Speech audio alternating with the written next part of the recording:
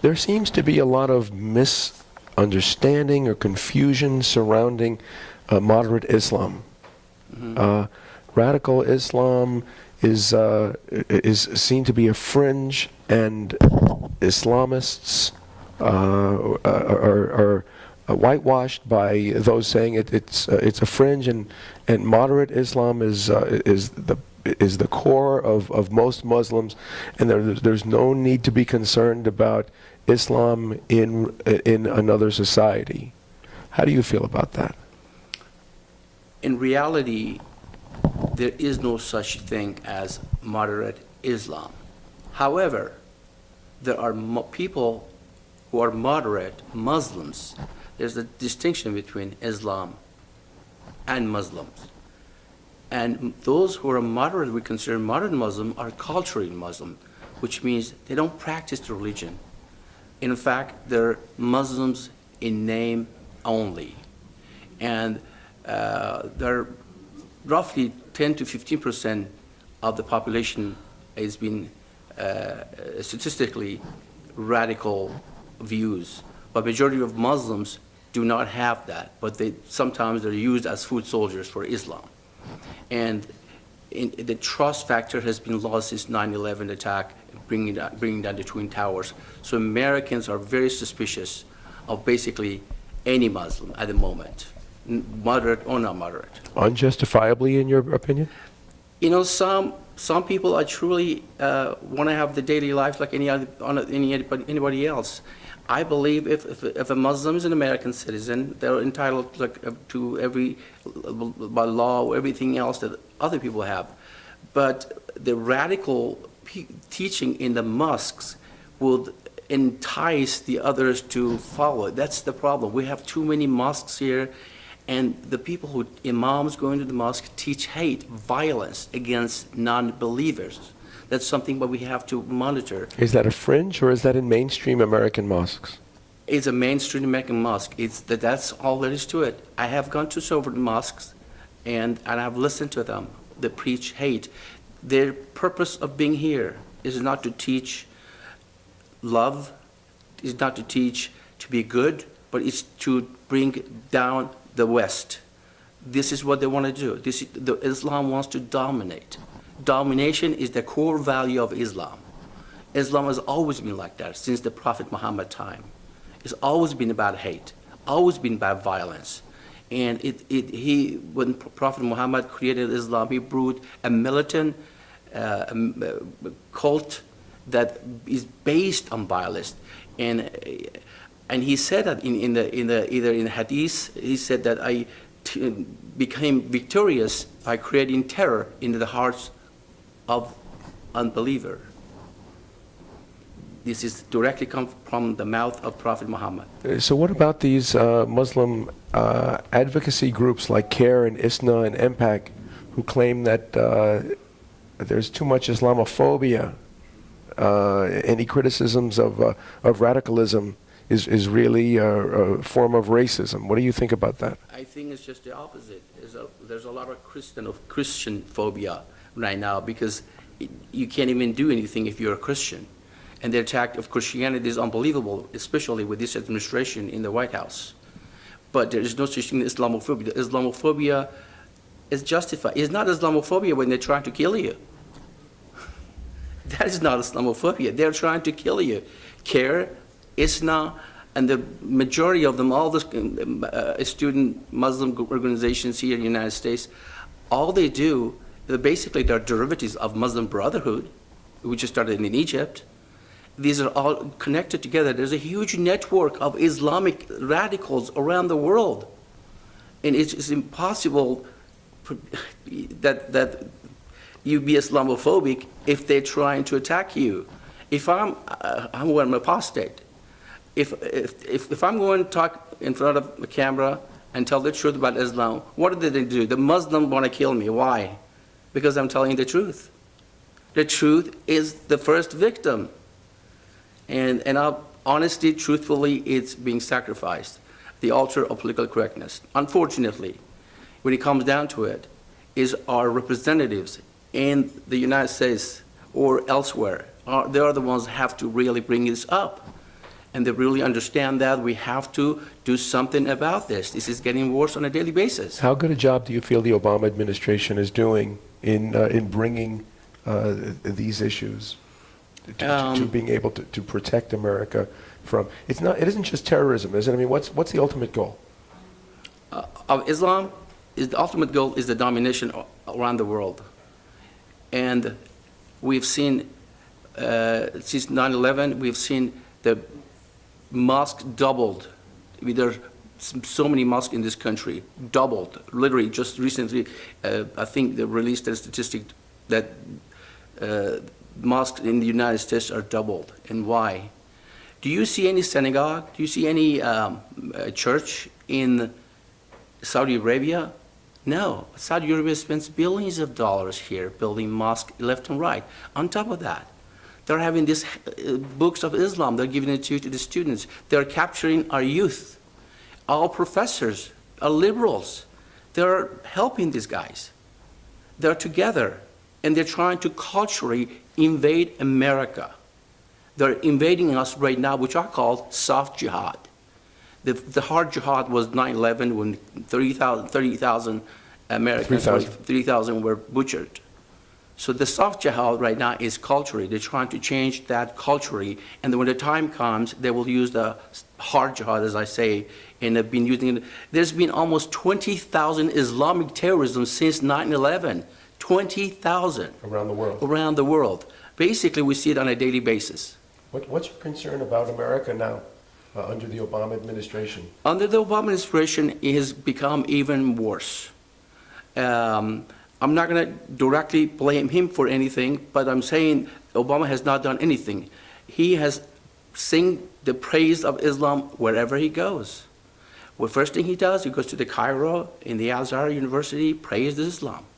He claims he knows Islam from the 3 continents. He says that his background was Islamic. His father in Kenyan background, and all he does is praises that. And what I understand, and I've read in many places, that we have taxpayers actually paid money to build mosques around the world. And this president agree with that. And we have people working in Homeland Security that are devout Muslims. To me, a devout Muslim is not going to appreciate the Constitution of the United States. A devout Muslim, first and foremost, is an Ummahist, an international citizen of Islam. That's what it brings. That means the allegiance is not the United States Constitution or American people. This is what we have to understand. That's why we cannot have a Muslim, a devout Muslim, working inside the United States government. It's extremely dangerous. Well, it's a very big, it's an important issue that you're bringing up here. When President Obama says that Iran is not a threat to America, as a born Iranian yourself, Iranian, and Iran claims, well, we're not anti-Semitic because we have Jews living in Iran. It's just Israel that we don't like. What do you think is the truth? First of all, you must realize Iran is an occupied nation now. It's been occupied by those who do not like Iran. Islamic Republic is the greatest threat not only to the Iranian people, but to the world. Islamic Republic wants to destroy Israel. Iranian people, who are 70 million people, love the Jews. Our history goes back to the event of the Cyrus the Great free the Jews, and our friendship has been going on forever. We have absolutely nothing against the Jews. In fact, we care for them. History has shown that. But Islamic Republic wants to change that view. But the people of Iran, we have to make the distinction between the Iranian people and the regime. The regime is a terrorist regime. Iranians are peace-loving people. And this is very important for the West to understand that. But they want what they want to do, building the bomb, the nuclear bomb. What do they need that? Is first and foremost to protect themselves from the West, to attack them so they can go ahead and do all they want to do for carte blanche around the world. What do you think they would do if they were able to? If they're threatened, they will use it. It's mandated. It's part of their Islamic ideology. Yes, whatever just ends justify the means. Is that Nuclear terrorism? Absolutely. They will use it in a heartbeat. You know, and this is just look what they're massacring. It's the same thing happening in Syria, and they have sent 10,000 elements to the Syrian, and they're massacring the Syrian people. Because Syria is their ally, is near to Israel. They want to be their proxies, so they want to be close as Israel as possible. So it's not that the Iranians do not like the Jews or anyone else. It's just the regime doing that. We have to understand that. It's very important. I just heard that the Senator Santorum said exactly yesterday in his speech that Iranians are Persians. Persians historically are friends with the Jews. They have absolutely nothing against the Jews. Well, but haven't the public been brainwashed? Absolutely. I mean, Islamic threat. The Iranian people, the Iranian army, they're a threat not just to Israel. Well, Iranian army, most Iranian armies don't agree with the regime, but they do what they have to do. It's just, but this Pasdaran, which is Revolutionary Guards, are the ones that really, and even some of them are coming back from the Islamic regime. In fact, in 2009 fraudulent election against Mr. Ahmadinejad, we had the opportunity of the century to go there and help those kids and dismantle the Islamic regime, and we didn't do that. And Mr. Obama, and a lot of people in Iran said, Mr. Obama, are you with us or with the terrorists? Mr. Obama said, I am with the terrorists. So that's why we are where we are. If Mr. Obama stayed with the freedom people, we would not be in this mess at this point. If you could issue a challenge to American Muslims to show their true intentions. I want them to come and get the book of Quran and tear it up and say, this is not our religion, because there's a lot of hate and a lot of violence in this book. If you are a Muslim and you follow Muhammad, then I don't consider you automatically a terrorist. It's danger to the United States of any person. Any person who claims to be a Muslim is a follower of Muhammad. Muhammad was a terrorist. Muhammad followed, he was a rapist. He was a thief. He killed, he murdered for his agenda, and followers doing exactly as he did.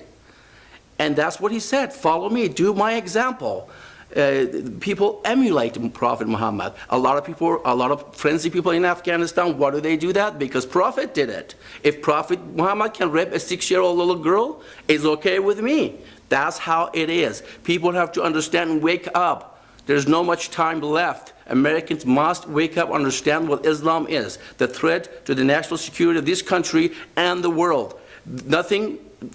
Everything they wanted to do is just destroy America. And if they could right now, they would do it. But slowly, culturally, and then eventually, when they are able to make the bomb, they will use it. Do you think they would use the bomb knowing that it would be retaliated? To them, it doesn't make any difference. As long as they kill the kafirs, that's all that matters to them. Even though if their existence is threatened. The non-Muslims, you mean? Absolutely. As long as they kill the non-Muslims, then they're willing to sacrifice their own people. Iranian regime is willing because they don't care for Iranian people. They are willing to kill the Jews, even that Israel could retaliate 70 times more, but they don't care. That makes them dangerous. It's not like the Soviet Union, we could deal with them in a state to a state. We're dealing with a bunch of savages. A group of savage terrorists have the bomb and they want to use it. They don't care about Iranian people. In fact, they've been destroying our monuments, trying to destroy the Cyrus the Great tomb. They've been destroying thousands of artifacts of Persians. They have absolutely no feelings about Iranians or Persians. They're destroying us. They're enemies. And that's why I said earlier, Islamic Republic is the greatest threat to Iranians first, to the world second. And what about this sect, the Huttites, that Ahmadinejad, the 12th Imam, Mahdi? the Mahdi, yeah. What is this sect that they believe? Are they looking to launch an apocalypse, a global apocalypse? They think the whole world has to come to a state of major chaos, and they are trying to create that. So the so-called hidden Imam to show up, make the world straight. Their Messiah. Their Messiah. the fictional character that supposedly at the age of 4 or 5 disappeared in a well in Saudi Arabia, and somehow they ended up in a well in Iran. They built one, and his brainwashing is unbelievable in Iran. Propaganda is unbelievable. Everything comes out of the Islamic Republic is a lie.